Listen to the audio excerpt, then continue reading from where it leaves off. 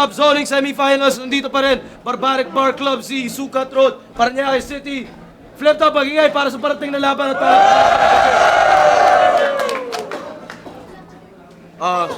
Ito, magka-division ba? Hindi. Metro Manila versus ano pala, Calabarzon. Sa kanan ko, taga dito, Parañaque, magingay para kay Lil Jon. Pakinggan po natin ang mga batasan ng sangan, mga kwento ng musmus na di marinig ng iba. Ngayon ipaparating namin dito sa aming kanta. Kaya pala kay Sean Primero para sa Atari Corrupt, Primeware, Jagger Pants. Available na din po ang Parañaque Rebel Shirts. Andiyan po si Lilron Sanchez or PM nyo sa FB para makakuha po kayo. Kay Boss Gio San Pedro ng Qatar, kay Boss RB Hipolito, Palomar Family, 16 United, Pardihingal, John Rick Monghe ng Canada, kay Tatay Non, kay Cap Chads, kay Chong Vic, Boss RJ, Direct Al, at sa lahat ng All-Star Artists, especially kay Don Pau. Put your money where your mouth is. Let's go! 16 bars challenge.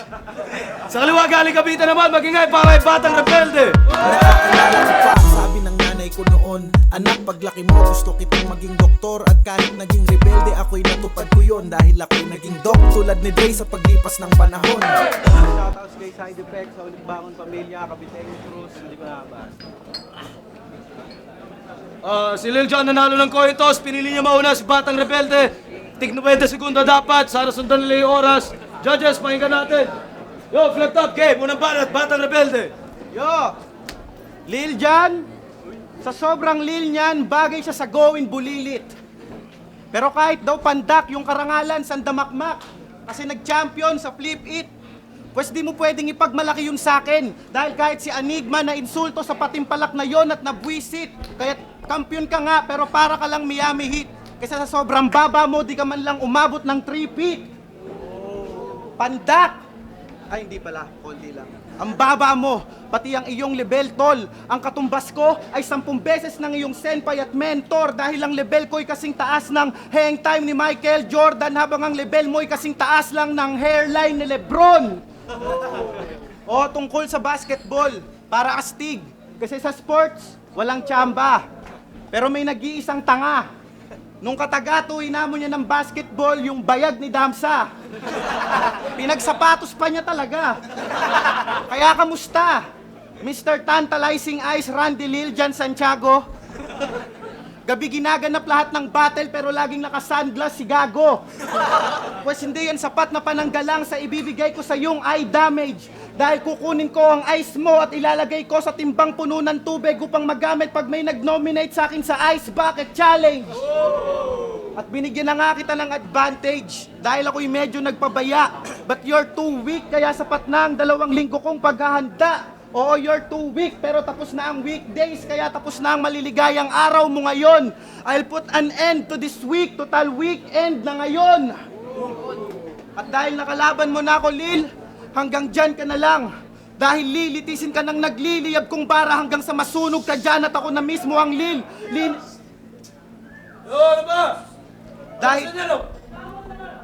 Dahil lilitisin ka ng nagliliyab kong bara hanggang sa masunog ka dyan at ako mismo ang Lil. Linis ng abong kakalat dyan, ngayong gabi ay Lil. Limasin ko ang tagumpay kaya't malamang ipanlilimos kanila ng abuloy sa Saint John. Dahil habang naglilibang ako dito, ay inililibing na kita dyan. Kaya tangina mo dyan at pakyo ka doon.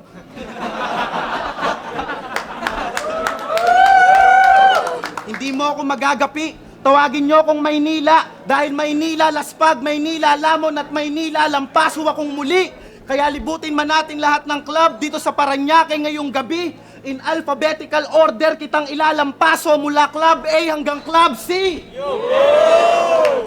At siya yung mapagmataas na MC kasi wala daw King of the Dot at Grind Time kung walang Lil Jon na napanood. Palakpakan naman natin. Sa kakapanood mo nga ng rap battle sa TV, ikaw ay naging inggiterong bilat. Di ba kaya ka sumali ng Flip It kasi gusto mong maging sikat? Tapos sumali ka pa sa TM, palibasa hindi kay smart. Oo, talagang hindi ka matalino kaya di mo rin alam ang multi na kasunod. Walang bobo at inggiterong Lil Jon kung walang Flip It at TM Republic ang napanood.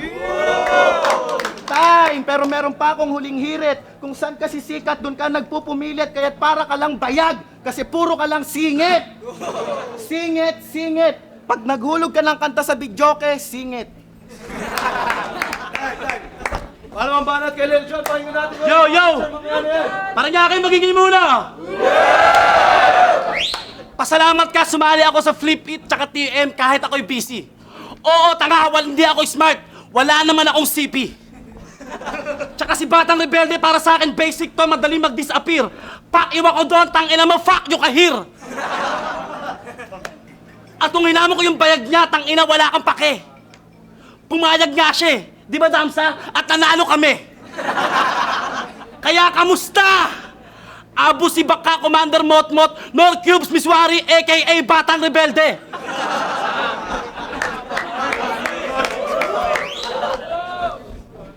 Tingnan mo nga itsura mo, lintik ang mukha kang baklang kikeme. Ngayong gabi, papaulanan kita ng mga balang pepesta, mga barang lileche sa pangalan at pagkatao mo. Sapagkat pagiging Batang Rebelde mo ang magiging dahilan ngayon ng pagkatalo mo. Isipin nyo tatay nito rebelde na. Tapos sa bahay nila nagrebelde siya. Anak ng tokwa mga rebelde, nakarebeldehan pa mga hinayupak.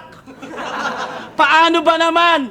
Nung tinanong siya ng mga magulang niya kung ano yung MILF, alam niyo sagot ni tanga? Ma'am, I love to fuck. Gago, ayun, sinapak si Tungak. Nanay mo, hinabol ka ng saksak, tatay mo, pinaputokan ka ng sumpak. Eh, biglang nag-backfire. That's a motherfucking reason why your father died without honor.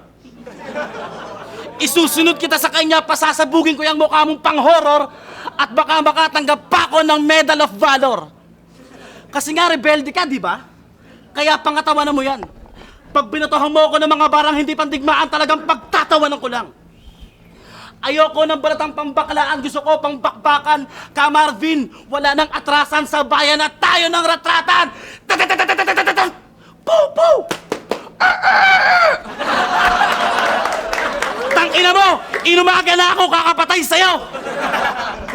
Rebelde kontra sundalo, tara palitan ng putok. Sana pinaghandaan mo lahat ng mga linya mo para maganda ang balikan ng suntok. Tandaan mo, nasa syudad ka, iho, malayo sa panikan ng bundok. Kaya ko mabasa ang iyong mga balasa kahit damihan ng suksok. Ibig sabihin, lahat ng plano mong maitim, kaya kong mabisto. Hindi matutuloy mga plano mong palihim sa kagaya kong alisto. Kaya ka, Marvin, sumuko ka na. Wala kang makukuwang simpatya dito kahit ikwento mo pa mga malungkot mong pinagdaanan. Sapagkat wala kaming pakialam sa'yo at sa baluktot mong pinaglalaban. Kaya alis ka dito, balik sa bundok, dun ang imperyo mo. Get out of here, this is my motherfucking land. Parañaque ito at ito ang teritoryo ko. Then! Ano ang banat? Batang Rebelde, pakinggan natin Yo. May malayong pagkakaiba ang ginagawa nating mga bara. Yung sa akin puno ng aksyon, yung sa'yo cheesy at pangmasa. Kaya kung parehong Salvador ang apelido namin sa mapa, siguradong lamon ng dahan-dahan kay Philip itong napakakesong maha. At base sa iyong plaka, nalaman kong isa kang putang Makata. Ang gayahin ng pangalan at imahin ng Lil Jon sa ibang bansa, yun ang kanyang naging panata. Di ba Parañaque rebels ka? Pero parang may mali yata. Kasi paano ka naging rebelde kung buong pagkatao mo'y pinasakop mo sa isang banyaga? Kaya bayaw, ako yung rebeldeng pinagpala. May angking galing at husay. At ikaw yung pinagpala ng sarili mong hukay. Dahil ang batang to may mad skills. Habang itong si Bayaw, wak! Kaya parang yung inilaban kay Godzilla, laang isang bayawak! At hindi ka lang wak. Kasi nung Flip It, lumabas din kung gaano ka ka-bitter. Halatang wala tong natatanggap na regalo tuwing Pasko. Kaya nagrebelde kay Santa at hiningi yung Facebook, Instagram at Twitter. Kaya na-curious naman ako kung ba't niya ginawa yon. Kaya sinearch ko sa Facebook, Instagram at Twitter si Santa. At isa lang ang nalaman ko, Lil Jon, walang Facebook, Instagram at Twitter si Santa. Bulbulin ka na kasi't lahat, naniniwala ka pang may Santa Claus. Eh mas may pruweba pa ngang nag-e-exist ang mga alien. Kaya nakakatuwang ako yung bata pero mas isip bata ka sa akin. Isip bata talaga to eh. Kasi sumali pa to sa 16 bars. Pero yung banat niya katumbas lang ng 16 bars. Ano daw? Tangina mo, tungaw! Sabi ko yung banat mo sa 16 bars ay katumbas lang ng 16 bars. Ganong kanipis ang mga tula mo, kahit ang kapal ng pagmumukha mo, na sabihing, I'm born with a golden spoon. Hindi ka mayaman, Chong. Huwag kang magpakahangal. But yes, you are born with a golden spoon kasi may kutsara kang kakambal. Alam niyo sino? Sino? Si Richard Spoon, har har. Pero pag ako ang nagtanghal, makakaranas kayo ng kakaibang tears of joy dahil ililigpit ko na tong isang to using some tears of joy. Kahit manalo, di ako iiyak. There's no tears of joy, pero buong kaligayahan kong pupunitin ng papel mo sa eksenang to at yun ang tears of joy. At di ako mahilig sa gun bars. Pero 3:45 ang katumbas ng aking lirisismo. At bilang timekeeper Enigma, alam mo nang ang timeline niya'y nasa peligro. Dahil sa oras na iputok ko tong 3:45 sa kanyang sentido, bang, bang, bang! Siguradong flatline, tutulad ng orasang sumapit ng alas 3:45. Ganon ako, 3:45, alas 3:45. Pansin niyo kung paano ko siya tinodas? Pinatunayan ko lang na ang paggamit ko sa barel ay inilalagay ko sa oras. At speaking of oras, time. Pangalawang banat, Lil Jon, pakinggan natin, flip top zoning. Ulubong! May kakambal daw akong kutsara. Nagkakamali ka, pre. Hindi ko siya kakambal dahil magkaaway na kami. At kahit anong gawin mo, bulbol, wag ka. Paano mo makikita FB ni Santa, naka-block ka? Kaya tandaan mo, pag tinira kita, babagsak ka kahit anong taas ng lipad mo. Mapagkakamala mo, nabasa ko mga sulat mo sa sobrang lakas ng ribat ko. Sapagkat bago kita makalaban, madami ng pinagdaanan ang antas at edad ko. Mga freestyle battle sa iskinitang delikado, yan ang tinahak na landas ng yapak ko. Meaning, kahit anong harang, kaya kong apakan, kaya nga pati si batas na papaklap ko sapagkat nasaksihan niya nung iniibabawan ako ng asawa mo habang naglalaslas yung anak mo.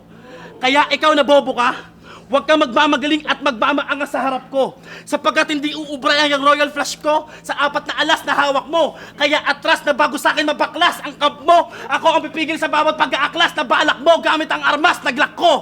Kaya tandaan mo, kahit wala tayo sa oblo, kaya kong paganahin dito sa labas ang tatak ko. Isang maling galaw mo lang makakatikim ka ng hampas at hindi basta hampas tulad ng frat mo. Frating gutom. Hindot ka. Kakasipsip mo kay Enigma, tangina ng itim yung utong.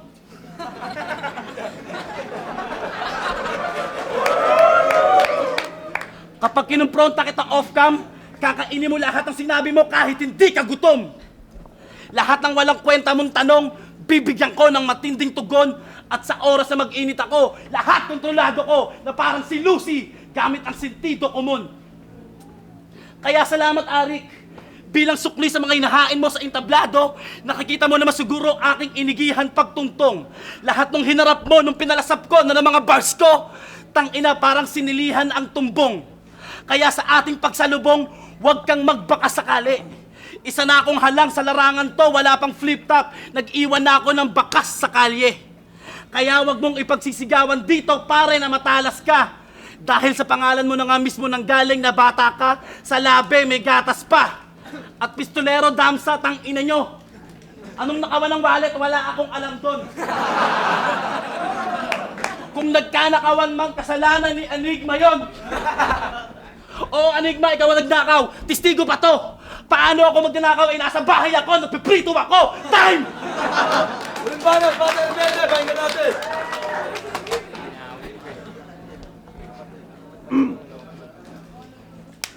Nung nalaman ni Lil Jon Jones na akong makakalaban niya, nag-ensayo siya araw-araw. Humapit ng push-up at sit-up. Tangina, nagja-jogging pa kahit tirik na tirik ang araw. Kaya't ang naging bunga ng pag-ensayo niya araw-araw ay bungang araw.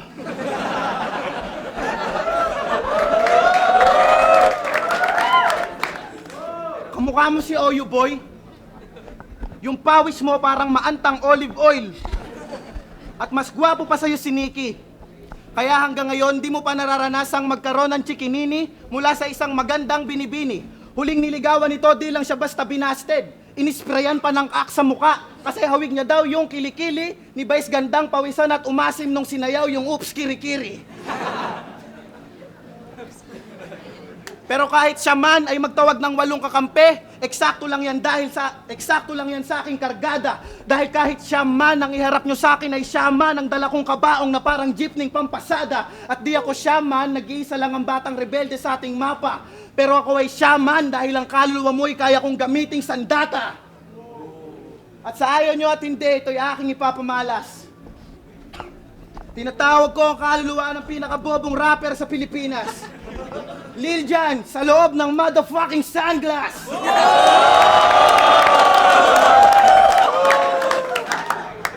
Hinabol ako ng saksak ng nanay ko. Puro kakatangahan. Anong magagawa ko? Sa fire exit ako dumaan. At ito pag sinuntokan ng rapper, anong tawag doon? Rapper cut. So why don't you build me up buttercut? Pag sinuntokan ng potato chips, anong tawag doon? V-cut! Throwback nga tayo kahit wala si Badang. Di ba naglaban kayo ni Badang dati sa Malate? Sobrang angas ng dating mo na pagkamalan kang turista ng mga babae. Hanggang sa may isang lalaki na nagtanong sa kanya at ang sabi, "Hey Lil Jon, how do you find Malate?" Sinagot ni Gago, "It's very simple, ginugel map ko lang pare." Pero tama na ang ganitong pag-atake. Ilagay na natin sa sukdulan. Sa sobrang brutal na aabutin mo sa akin ay para kang pinupugutan. Pero di ako sanay sa ganong estilo at wala akong pagkukunan. Kaya sasaksakin na lang kita para meron akong paghugutan. Kaya fuck you in your sunglass. Sa ating dalawa ako ang iller. Pag pinatay ko tong rapper na mukhang Coco Crunch, tawagin nyo akong serial killer. Your bars can kick ass. Ang kaya lang niyan ay Christmas jingle. Habang yung bars ko sobrang ass-kickin pati si Snoop Lion na pa-wiggle-wiggle. Kaya't malamang manalo ka sa akin pagdating sa crowd. Pero ang mahigitan mo ang aking talento, yun ang araw na mag-aahit ng balbas si Batas. Kakanta ng love song si Aklas. At si Righteous One ay tuluyan ng makakalakad pa atras sa madaling sabi, ang mahigitan mo si Bare ay imposibleng mangyari. Fuck you ka and I love you, Paranaque!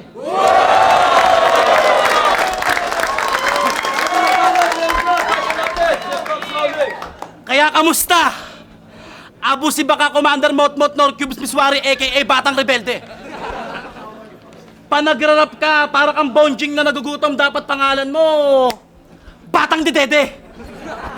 Iniisa sa mga laban mo, wala akong pinanood. Napansin mo naman siguro sa mga binibitaw ko dahil hindi ko na kailangan balikan pagkakamali mo sa nakaraan para lang matawa sila sa isisigaw ko.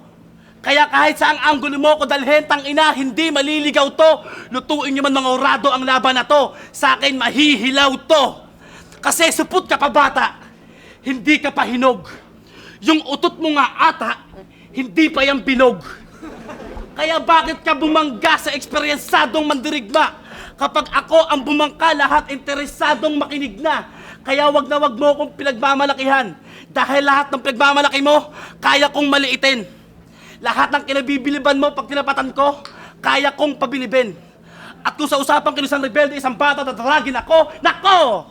Hindi yan maaari. Baka nakakalimot ka. Dati din akong rebelde. Ako si Lil Jon Jalane. Oo, sa ligan to marahil hindi ka masyado naligo sa maraming pagkatalo. Pero simulat sa pool na makilala ka, yan pa rin ang tingin sa'yo ng mga tao. 3 taon sa ligan to pero ang estado walang pagbabago. Nakakagawa ka man ng galaw pero di mo kayang umusad paharap, parang lakad ng alimango. At kung usapan technology, well, kahit gaano ka critical ang syntax mo, I'm the one who will break your line. BR. Wala akong pakialam kung taglay mo ang sanib pwersa ng Lotus, Dragon, Serpent at Wolf. Matagal na kitang tinapos. BR. Nagigits mo ba ako? Malamang hindi. Taga-bundok ka kasi. BR. At oo, hindi na ako si Oyo Boy. Ako na ngayon ang R&B Prince ng Pinas. GR. At pasalamat ka. Dahil yung level ko sa kagaya mo, pinababa ko. Pwede ba next battle mo, tanggalin mo yung nunal sa baba mo? At kung si Silencer, may paniniwalang katabi ng Singapore ay Singa 5. Etong batang to, sa sobrang galing mag-metaphor, kaya na daw mag-meta 5. At kung muna tayong pagtatapatin ni Enigma, sana maganda ka na. Glow up, isip batang rebelde, sana mamulat ka na at magtanda ka na. I love you, Paranaque!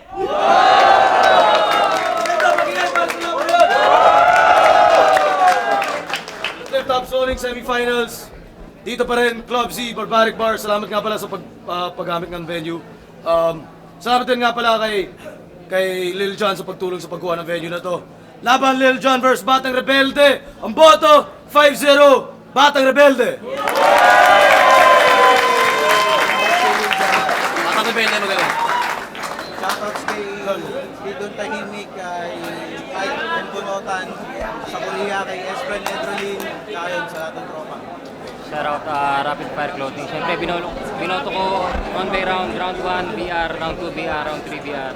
Gumana rin yung rebuttal skills ni Lil Jon, pero pagdating sa sulat overall, kay BR tayo. Malakid, pricing, gatilyo. Sa tingin ko may pagka-mirror match yung laban, tapos medyo dikit pa ng kinalabasan. Pero para sa akin, lumamang si Batang Rebelde. Ayun, medyo dikit yung laban pero umangat si Batang Rebelde. Kaya boto ko Batang Rebelde, Flick G. Shoutout nga pala sa mga tropa dyan. Paranaque Rebels Clothing, tsaka Rap and Rod Clothing. Ilaya, Cartel, Lion and the Scout, shoutout sa pricing. Boto ko, Batang Rebelde, Technicalities.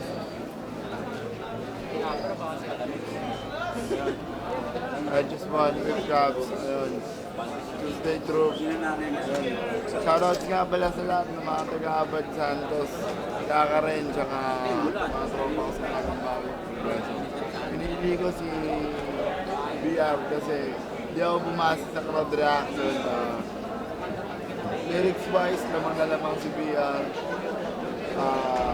Original yung pinagaling Lil Jon. Okay naman, pero siyempre, pangit yung ibutan tayo sa mga gulo. Mas creative yung pagkakagawa ni Batang Rebelde. Lalo na yung Lil Jon na set up. Kaya sila,